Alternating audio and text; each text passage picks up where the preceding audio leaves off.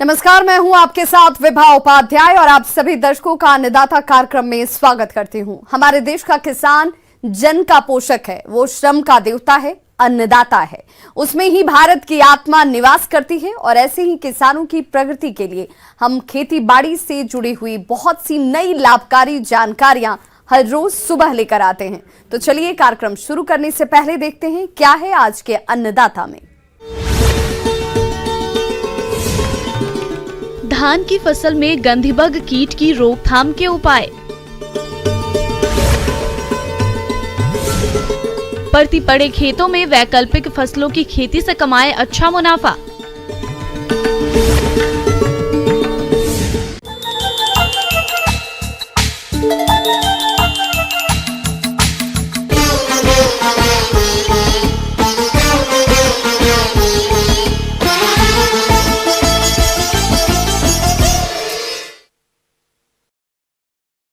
प्रदेश के जिन किसान भाइयों के पास सिंचाई जल की व्यवस्था थी या फिर जिन क्षेत्रों में वर्षा अच्छी हुई है, वहां धान की फसल अभी पुष्पन अवस्था में आ चुकी है और इसी समय धान को गंधीबग कीट सबसे ज्यादा नुकसान पहुंचाता है। अगर इस कीट का समय से नियंत्रण नहीं करें तो बालियों में दाने नहीं बनते हैं और नुकसान किसानों को उठाना पड़ता है।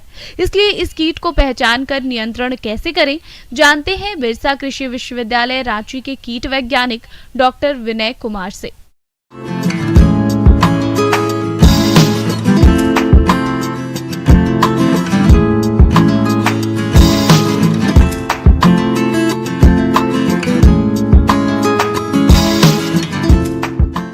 किसान भाइयों, जब धान पे बालियां आने लगती हैं उस समय एक कीड़ा है जो किसानों को, खेतों को, धान के खेतों को बहुत नुकसान करता है। वो है गंधी कीट।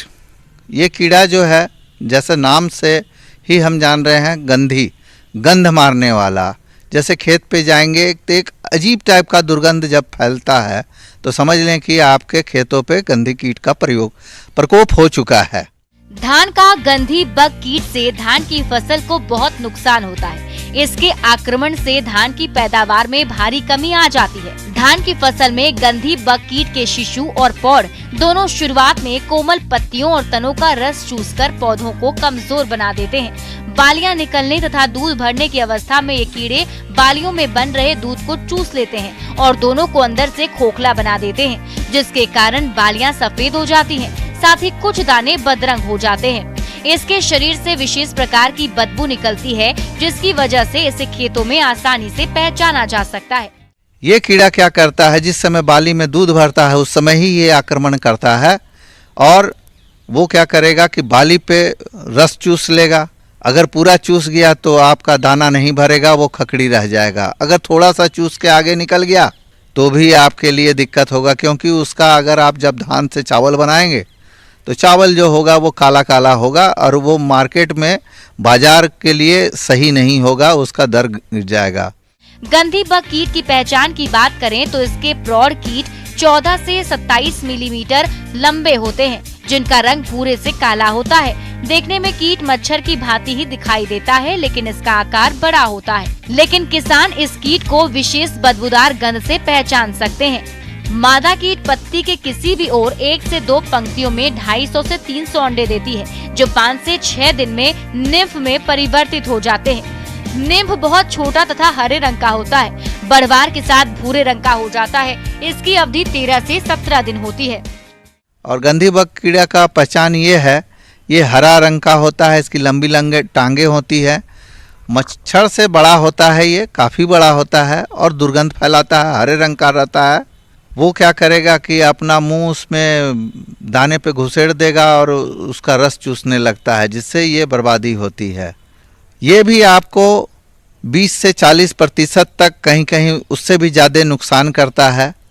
तो किसान भाइयों, इसके बचाव के लिए ये है, किसान भाई ये देखना है कि प्रति पौधे अगर एक शिशु मिलता है, एक उसका गंधीबग कीड़ा मिलता है, तो ये जो गंधी कीट है इसका जैविक नियंत्रण भी करते हैं और इसका जैविक नियंत्रण स्वतः भी हो जाता है।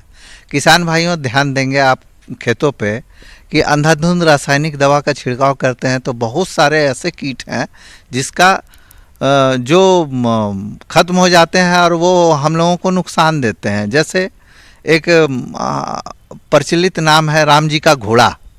वो क्या करता है ना, वो गंधी कीट को खा जाता है, पकड़ के खा जाएगा। तो ये इस तरह के और भी थोड़े से बड़े जो ततैया होते हैं वो गंधी कीट को खाते हैं। तो कोशिश करेंगे अंधाधुंध कीटनाशी का प्रयोग नहीं करेंगे। इस कीट के नियंत्रण की बात करें तो खेत में खरपतवार नियंत्रित रखें, उर्वरक का संतुलित मात्रा में प्रयोग करें। साथ ही जब फसल पुष्पन अवस्था में हो तब फसलों पर अधिक निगरानी रखें। इसके नियंत्रण के लिए 10% फॉलीडॉल धूल का प्रति हेक्टेयर 10 से 15 किलोग्राम की दर से भुरकाव 8 बजे सुबह से पहले या फिर 5 बजे शाम के बाद बालियों पर करें। प्रति एकड़ फसल में 150 मिलीलीटर इमिडाक्लोपरिड का छिड़काव करें या फिर 100 ग्राम थियामेथोक्सम का छिड़काव करें। बेहतर परिणाम के लिए छिड़काव सुबह 8 बजे से पहले या शाम 5 बजे के बाद करें। इस दवा का छिड़काव धान की बालियों पर करें। इसके अलावा प्रति एकड़ खेत में 200 लीटर पानी में 400 मिलीलीटर नीम का तेल मिलाकर भी छिड़काव कर सकते हैं। और जैसा कि मैं सब समय कहता हूं, किसान भाई थोड़ा सा साफ सफाई खेतों का ध्यान रखेंगे। जैसे मेड़ पे अनावश्यक रूप से कोई खरपतवार नहीं रहा है तो आपको किसी तरह का कीट का समस्या का सामना नहीं करना पड़ेगा। इन सब बातों को ध्यान रख के किसान भाई गंधी कीट से प्रकोप को निजात पा सकते हैं। ब्रेक के बाद एक बार सभी दर्शकों का एक बार फिर से अन्नदाता में स्वागत है। चलिए रुक करते हैं अगली कड़ी की ओर।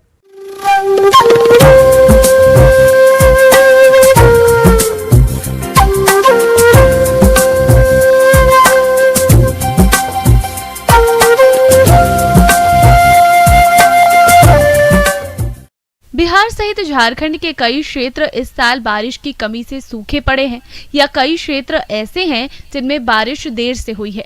ऐसे में किसान खरीफ की मुख्य फसलों की बोनी समय से नहीं कर पाए और उनके खेत अभी भी खाली पड़े हैं। अगर किसान इन खेतों में कम पानी और कम समय में तैयार होने वाली फसलों की खेती करें तो अच्छा मुनाफा कमा सकते हैं।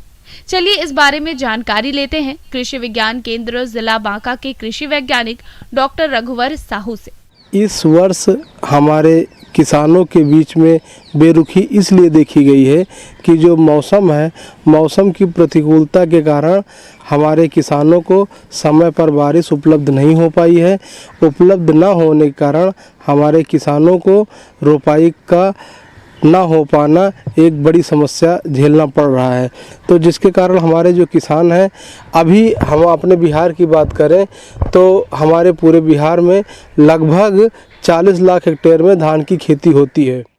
इस बार बारिश की कमी होने के कारण सुखाड़ जैसी स्थिति उत्पन्न हो गई है।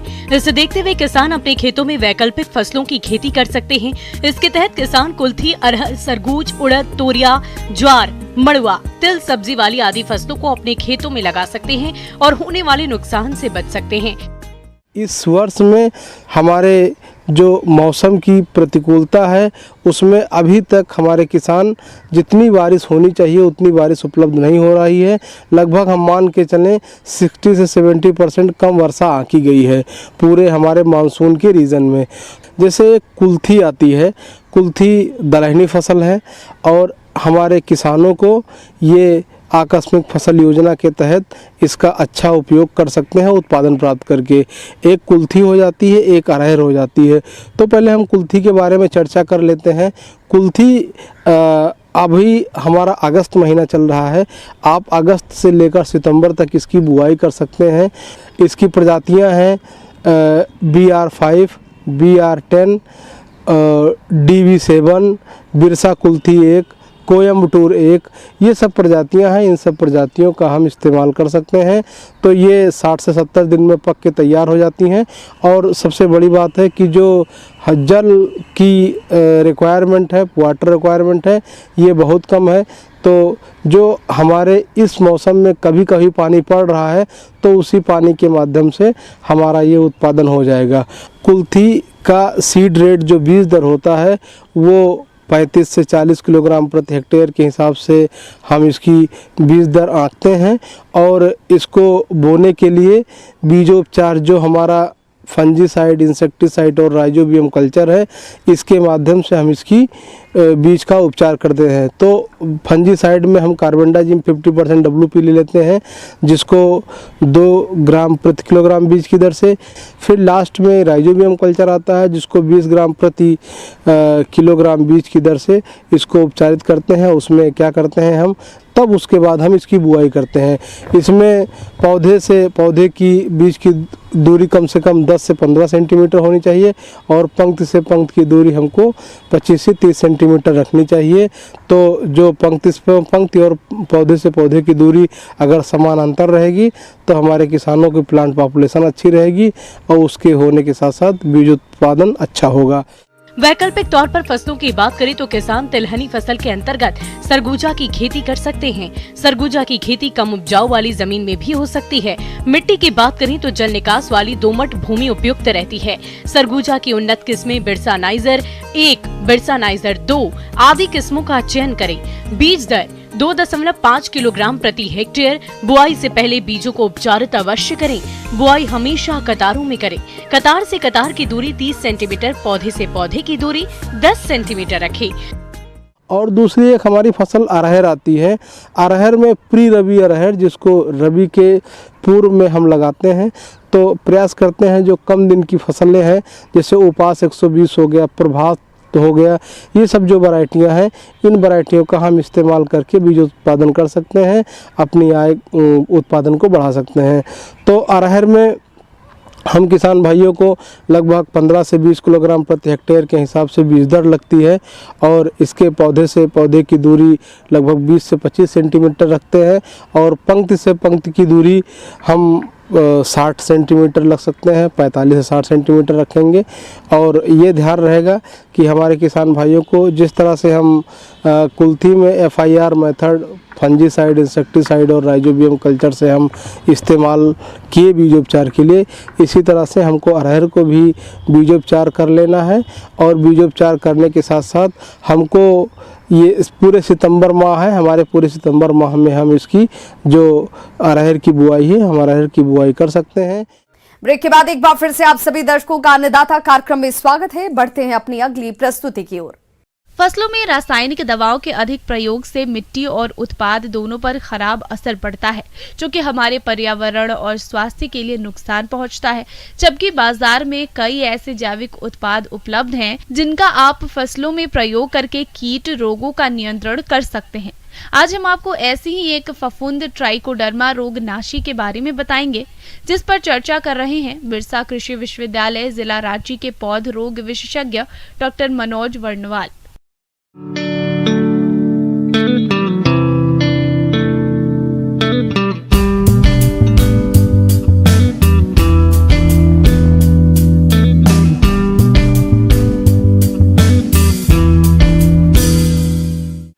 किसान भाई, सबसे पहले मैं बताना चाहूँगा कि ट्राइकोडर्मा एक बहुत अच्छा बायो कंट्रोल एजेंट है जो खास करके बहुत सारे बीमारी को रोकता है। उदाहरण के तौर पर देखा जाता है कि जो भी मिट्टी जनित रोग होते हैं उसमें इसका उपयोग बड़े पैमाने पर होता है।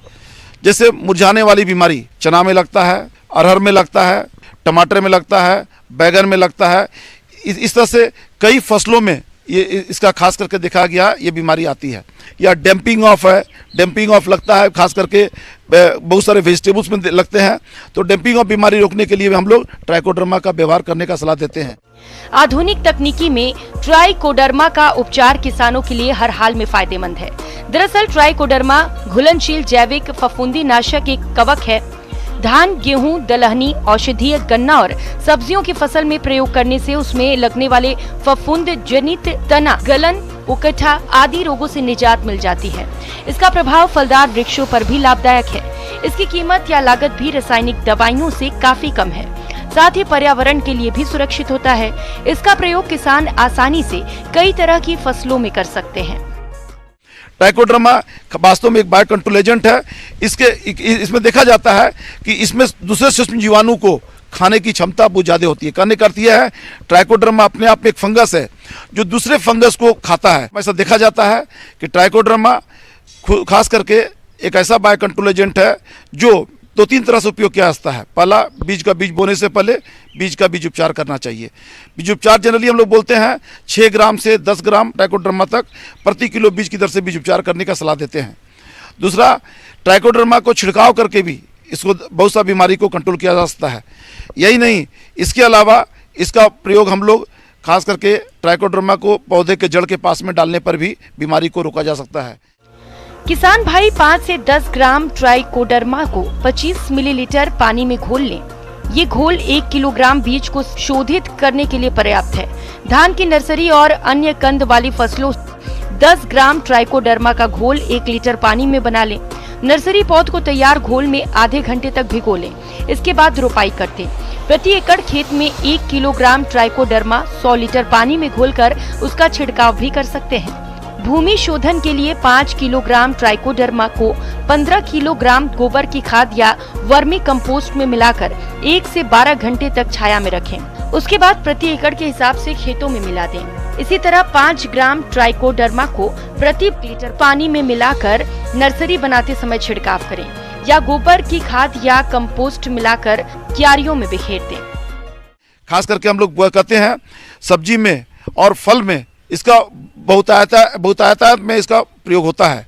ऐसा देखा जाता है खास करके किसान भाई कि ट्राइकोडर्मा को हम लोग गोबर में मिक्स करते हैं। जनरली हम लोग 1 से 2 किलोग्राम ट्राइकोडर्मा को 100 किलोग्राम गोबर में मिक्स करते हैं। मिक्स करने के बाद में उसको 15 से 20 दिन तक सड़ाते हैं।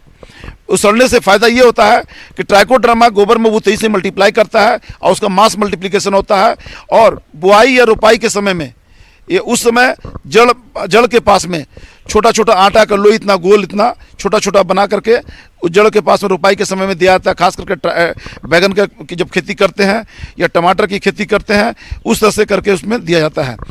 और ऐसा भी देखा जाता है खास करके अमरूद में भी मुरझाने वाली बीमारी बहुत ज़्यादा आती है। अमरूद में मुरझाने वाली बीमारी से बचने के लिए हम लोग ट्राइकोडर्मा का भी व्यवहार करते हैं। तो उसके जड़ के 1 मीटर डायमीटर का एक चारों तरफ रिंग बना देते हैं, छोटा सा गड्ढा कोड़ देते हैं। उसी गड्ढे में ट्राइकोडर्मा का गोबर जो वेस्ट जो खाद बनता है वो ट्राइकोडर्मा गोबर वेस्ट खाद को जड़ के चारों ओर डाल देते हैं। डालने से मुरझाने वाली बीमारी निश्चित रूप से रोक सकते हैं। ट्राइकोडर्मा का प्रयोग करते समय कुछ बातों का ध्यान रखें, जैसे ट्राइकोडर्मा के विकास और अस्तित्व के लिए उपयुक्त नमी बहुत आवश्यक है। इसीलिए इसके इस्तेमाल से पहले देख लें कि मिट्टी सूखी ना हो। जिस खेत में ट्राइकोडर्मा को डाला गया हो उस खेत में 1 सप्ताह तक कोई भी फंगीसाइड या फफूंदी नाशक का इस्तेमाल न करें। अगर ट्राइकोडर्मा से बीज को उपचारित कर रहे हैं तो ध्यान रखें कि सूर्य की किरणें उस पर सीधे ना पड़े। ट्राइकोडर्मा से उपचारित गोबर की खाद अधिक दिनों तक के लिए न रखें। उपचारित गोबर की खाद का इस्तेमाल अधिकतम 3 से 4 माह तक करना अच्छा रहता है। ट्राइकोडर्मा सभी सरकारी बीज भंडारों तथा दवा की दुकानों में उपलब्ध है। इसके अलावा कृषि विज्ञान केंद्र, कृषि विश्वविद्यालय, कृषि महाविद्यालयों से भी इसको आप ले सकते हैं। यही नहीं, एक चीज बताना चाहूँगा किसान बंधु, जो मार्केट में ट्राइकोडर्मा मिलता है उसका लाइफ वास्तव में 6 महीने का होता है। तो इन्हीं शब्दों के साथ में हम समझते हैं कि अगर आप ध्यान देंगे तो आपको ज़्यादा फायदा होगा और इस तरह से आप समृद्ध भी होते जाएंगे।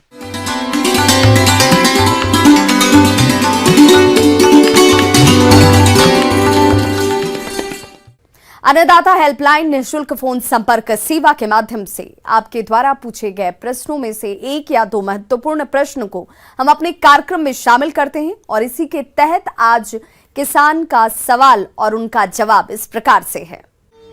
अन्नदाता निःशुल्क फोन संपर्क सेवा के माध्यम से पूछे गए प्रश्नों में से आज हमने जिस प्रश्न को कार्यक्रम में शामिल किया है उसे पूछा है ग्राम बागवारा, जिला बेगूसराय के कृषक राजीव कुमार ने। ये एक्वेरियम में मछली पालन के बारे में जानकारी चाहते हैं। तो राजीव कुमार जी, आपकी जानकारी के लिए प्रस्तुत है कार्यक्रम का ये अंश।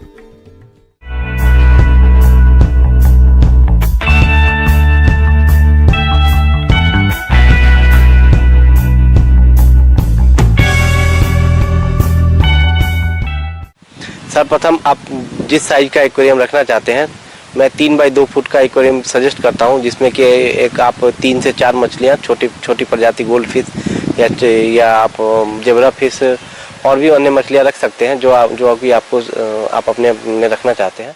रंगीन मछलियों के अनेक प्रजातियां हैं, पर इन्हें एक्वेरियम में एक साथ रखने के पहले जानना आवश्यक है कि ये एक दूसरे को हानि तो नहीं पहुंचाएगी।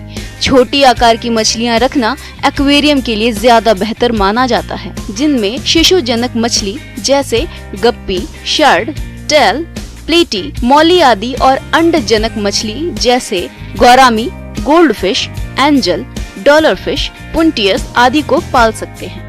आमतौर पर 2 से 5 सेंटीमीटर औसतन आकार की 50 मछलियां प्रति वर्ग मीटर जल में रखना ज्यादा बेहतर माना गया है। एक्वेरियम को खरीदने के बाद उसे सजाने से पहले अच्छी तरह से साफ पानी से धो लें। इसके बाद साफ बालू की परत बिछा दें और उसके ऊपर छोटे छोटे रंगीन पत्थर की एक परत को बिछा दें। पत्थर बिछाने के बाद थर्मोस्टेट, एरेटर और फिल्टर को लगा दें। और किसी भी एक्वेरियम में पानी जो है वो 2/3 ही भरें, 1/3 भाग उसका खुला रखें ताकि उससे हवा के आदान प्रदान में भी अच्छा होता है। और गर्मियों में तो हमें तापमान, वातावरण के अनुकूल जो पानी का तापक्रम रहता है उसको तो मेंटेन करने की आवश्यकता नहीं रहती है, लेकिन विंटर के सीजन में हमें तापक्रम को अनुकूलित करने के लिए हमें थर्मोमीटर का या रियोस्टेट की आवश्यकता पड़ती है। एक्वेरियम में भरा जाने वाला पानी क्लोरीन मुक्त होना चाहिए, इसलिए यदि नल का पानी हो तो उसे कम से कम 1 दिन संग्रह कर छोड़ देना चाहिए और फिर उस पानी को एक्वेरियम में भरना चाहिए। मछलियों का प्राकृतिक आहार प्लक्व है, परंतु एक्वेरियम में मुख्यतः कृत्रिम आहार का प्रयोग किया जाता है।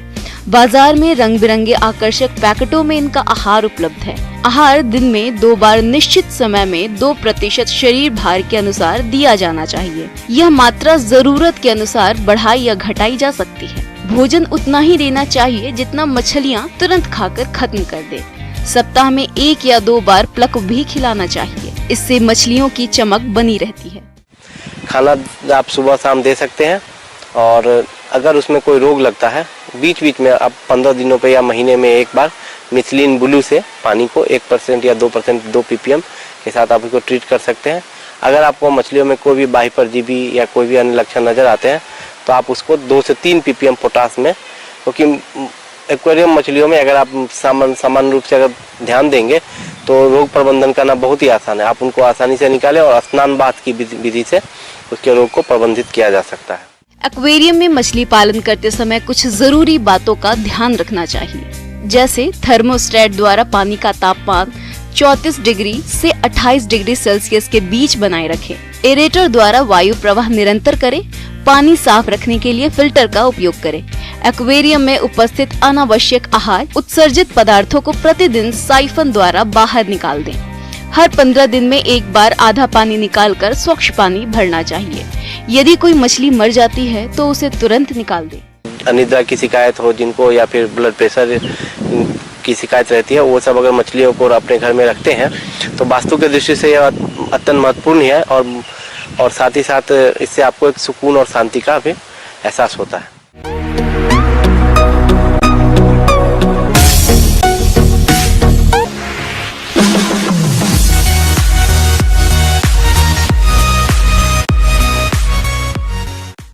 आइए अब एक नजर डालते हैं राज्य के कुछ चुनी हुई मंडियों के प्रमुख फसलों के बाजार भाव पर।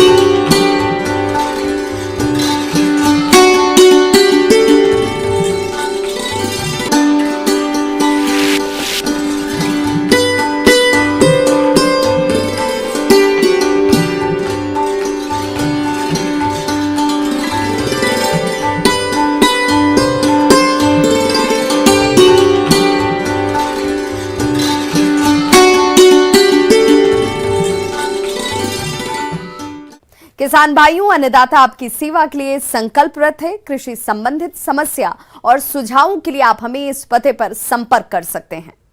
Producer Annadata, news 18 Bihar Jharkhand, Ramoji film city Hyderabad 501512। साथ ही आप हमें ईमेल भी कर सकते हैं। हमारा ईमेल एड्रेस है p18annadatabihar@nw18.com। इसके अतिरिक्त आप हमें निःशुल्क हेल्पलाइन नंबर 1800889216 पर सोमवार से शनिवार सुबह 10 बजे से शाम 4 बजे के बीच संपर्क भी कर सकते हैं। किसान भाइयों, अब समय हो रहा है आपसे विदा लेने का, तो हमारी अन्नदाता टीम को दीजिए इजाजत। कल फिर से होगी आपसे मुलाकात कृषि संबंधित कुछ और महत्वपूर्ण जानकारियों के साथ। नमस्कार।